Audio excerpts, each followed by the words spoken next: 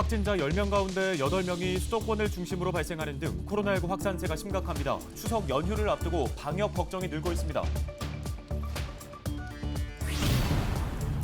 정부의 5차 재난지원금 대상에서 제외된 상위 12%의 경기도민들이 추석 후에 재난기본소득을 지급받기로 했습니다.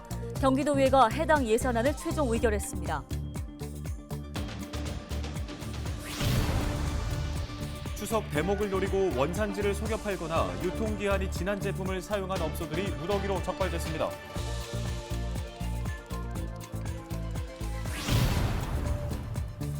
인천시와 김포시, 고양시가 함께 인천 지하철 2호선 고양 연장 사업 사전 타당성 조사 공동 용역을 추진하기로 했습니다.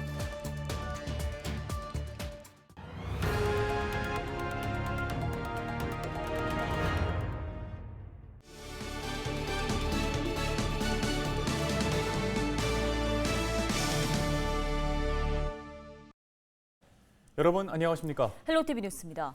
확진자 10명 가운데 8명이 수도권을 중심으로 발생하는 등 코로나19의 확산세가 심각합니다. 네, 당장 이번 주말부터는 추석 연휴가 시작되는데 우려는 더욱더 커지고 있습니다. 이정화 기자입니다.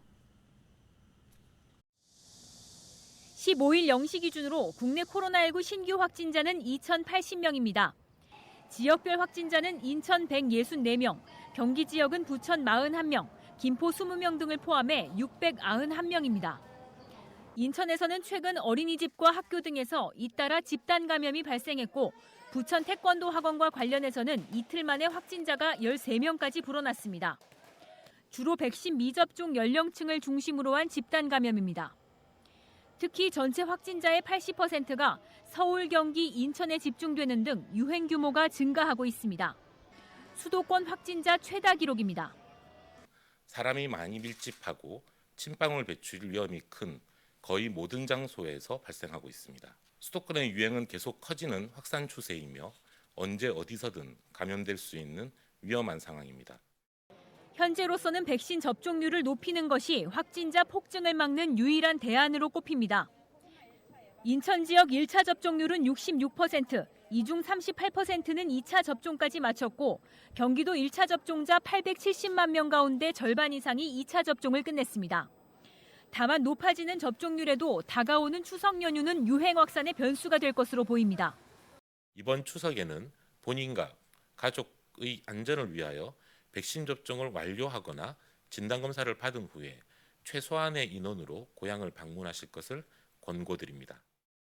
닷새간의 연휴 동안 전국 곳곳으로 귀성 행렬이 이어질 것으로 예상되는 만큼 수도권에서 비수도권으로의 추가 전파도 안심할 수 없습니다. 헬로티비 뉴스 이정화입니다. 정부의 5차 재난지원금 대상에서 제외된 상위 12%의 경기도민들은 추석 후에 재난기본소득을 지급받기로 했습니다. 경기도의회는 임시회 본회의를 열고 3차 재난기본소득 예산 6,348억 원이 포함된 3회 추가 경정 예산안을 의결했습니다. 이에 따라 외국인 16,000명이 포함된 소득 상위 12%인 254만 명은 지역화폐로 1인당 25만 원의 재난기본소득을 받게 됩니다.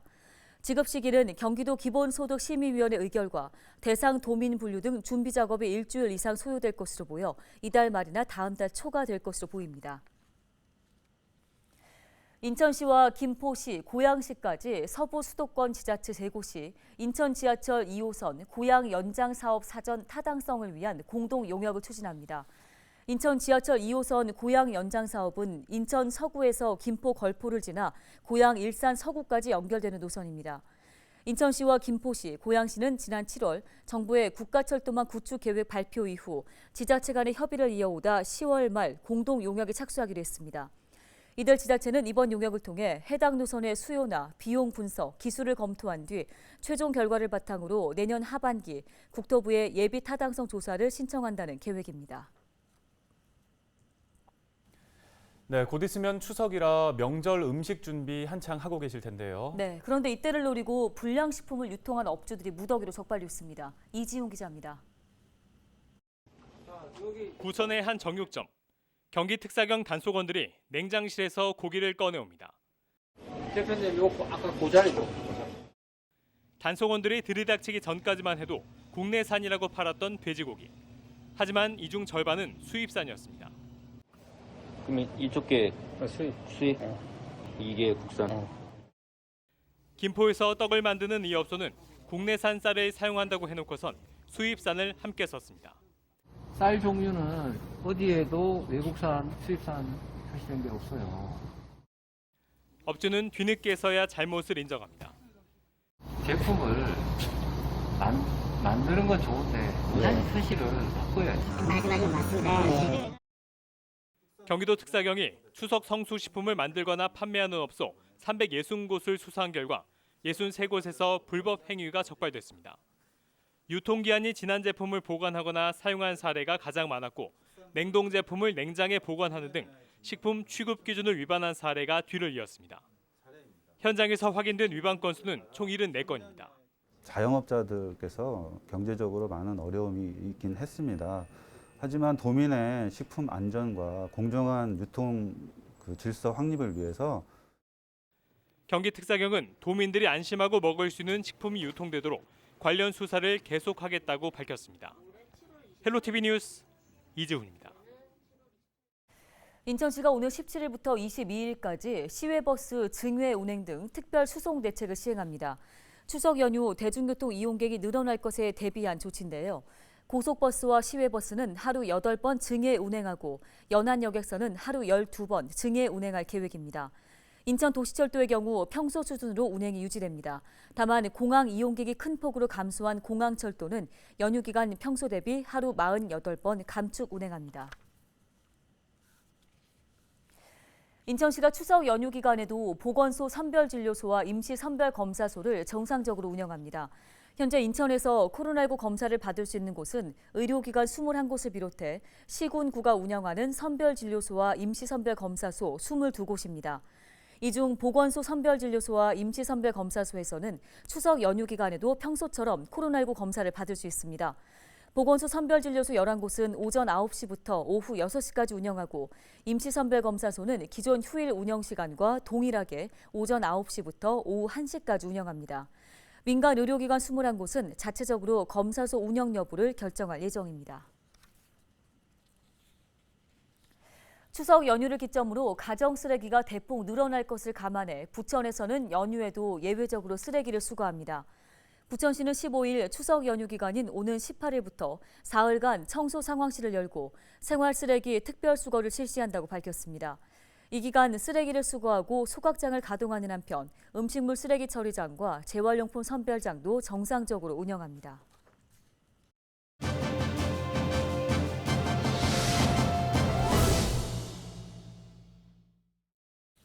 부천시가 담배 소매점 거리 제한을 확대하는 내용을 담은 담배 소매인 지정 기준에 관한 규칙을 지난달 27일부터 시행했는데요. 네, 정재현 부천시 의원을 연결해 관련 이야기 나눠보겠습니다. 의원님 안녕하십니까? 예, 안녕하세요. 도당동, 춘희동, 역곡동, 원밀동 출신 시의원 정재현입니다. 반갑습니다. 네, 자 부천에서 담배 소매인 지정 거리를 50m에서 100m로 늘렸습니다. 먼저 이유가 무엇인가요? 보통 가게에 담배 파는 권리를 담배권이라고 하는데요. 그동안 담배 파는 권리를 가진 업소의 거리가 50m였습니다. 50m가 떨어지면 담배 소매인 지정이 가능하다는 소리였어요. 그래서 담배권이라고 불리는데 그 담배권이 매우 중요합니다. 골목 상권 중에 많은 부분이 편의점, 슈퍼마켓, 마트 이런 곳인데 과밀화돼 있고 과당 경쟁이 심합니다. 그래서 문제인데 또 건물 하나씩 보면 편의점도 하나씩 있습니다. 근데 이 편의점 매출의 50에서 60%가 담배 매출입니다. 그러면 담배 판매권이 없으면 거꾸로 편의점이 생기지 않는다는 거죠. 과당 경쟁을 해소할 수 있는 좋은 대책이 되는 거죠. 그러면 소매 업종 간 거리가 좀 멀어질 것이고 100m로 멀어지면 과밀화로 인한 과당 경쟁을 막을 수 있는 좋은 소재입니다. 네, 경기도가 지난해 담배 소매점 거리 제한 확대를 지자체에 권고한 가운데 부천시가 1년 4개월 만에 이를 수용하는 규칙을 개정해서 공포한 건데요. 꽤 오랜 시간이 걸린 것 같습니다. 이유가 뭘까요? 이미 수년 전에 서울시가 맨 먼저 100m로 거리 제한을 뒀습니다. 경기도는 그래서 몇 년 뒤에 계속해서 각 시군에 거리 제한을 요청했지요. 이게 법이나 조례로 하는 거면 법을 바꾸거나 시의회에서 조례를 바꾸면 되는 문제인데 사실상 이 문제는 시의 규칙으로 정하는 문제거든요. 그래서 규칙 개정을 요청했죠. 그래서 그 요청에 공문이 온 지 1년 4개월 만에 부천시가 받아들인 거죠. 네, 코로나19 이후에 골목 상권은 더 어려워졌습니다. 좀 더 세심한 대책 마련이 필요해 보이는데요. 어떤 의견이십니까? 영업 제한 금지를 당한 자영업자들이 존재합니다. 피해 보상해야 됩니다. 할 수 있는 만큼 최선을 다해야 하고요. 집합 제한이라고 하지만 사실은 집합 금지나 다름없어서 자영업자의 한숨소리가 큽니다. 자영업자들의 이야기를 듣고 정부의 요구를 같이 해서 손실보상이 적절하게 될 수 있도록 힘을 써야 하고요. 또 하나는 우리가 부천 분들은 부천페이, 또 다른 지역은 다른 페이, 뭐 이렇게 이음화폐, 인천은 이음화폐 뭐 이런데 이게 다 지역화폐입니다. 이 지역화폐는 부천에서만 쓸 수 있고 백화점이나 대형업소는 사용하지 못하고 온라인도 사용하지 못합니다. 골목상권에서만 쓸 수 있는 유력한 자영업자를 돕는 도구지요. 골목상권 상인들에게 너무 소중한 부분입니다. 부천페이가 더 활성화될 수 있도록 인센티브를 늘려야 하는데요. 정부가 77%의 예산을 삭감한다는 이야기가 들리고 있는데 기재부가 정신 차려야 됩니다. 골목상권을 살리려면 부천페이는 계속해서 활성화해야 합니다. 네, 오늘 관련 도움 말씀은 여기까지 듣겠습니다. 부천시의회 정재현 의원이었습니다.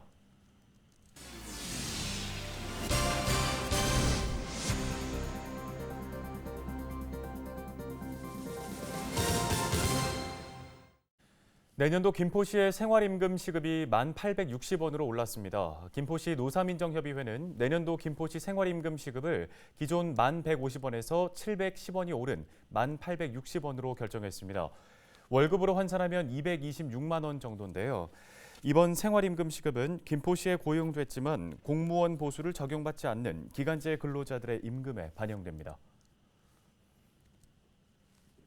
부천시가 15일부터 비대면 접수 방식으로 중소기업 육성자금을 신청받습니다. 지원을 희망하는 기업은 전자문서 서비스인 문서24를 통해 접수하면 5일 이내에 자금 지원 여부를 확인할 수 있습니다.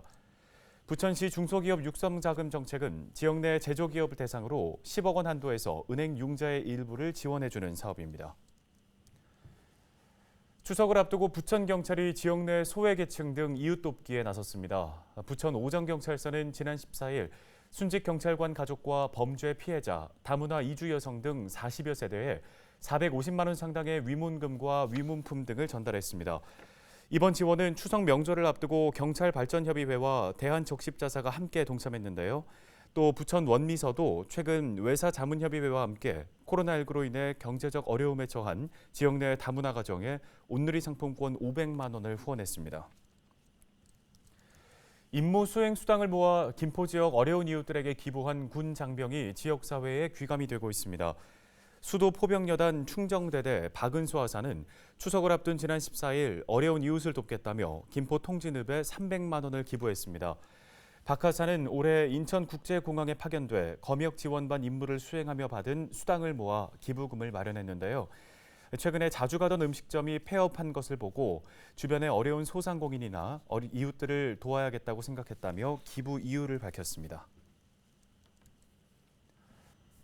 베트남 전쟁 당시 정글로 숨어들었던 사람이 41년 만에 문명사회에 돌아왔다가 8년 만에 세상을 떠났다고 합니다. 전쟁이 끝난 줄도 모른 채 아버지와 둘이서만 정글에서 과일과 나무 뿌리를 먹고 사냥으로 건강하게 살았었다고 하는데요. 네, 이 남성이 정글 밖으로 나와 52세의 젊은 나이에 간암으로 생을 마감했다고 하니 안타깝습니다. 주변에서는 사망 원인을 두고 가공식품과 음주와 같은 식생활 변화 때문이 아니냐는 추측이 나오고 있습니다. 여성이라는 존재 자체를 몰랐다는 이 남성, 정글에서 계속 타잔처럼 지냈다면 더 오래 살 수 있었을지도 모르겠죠.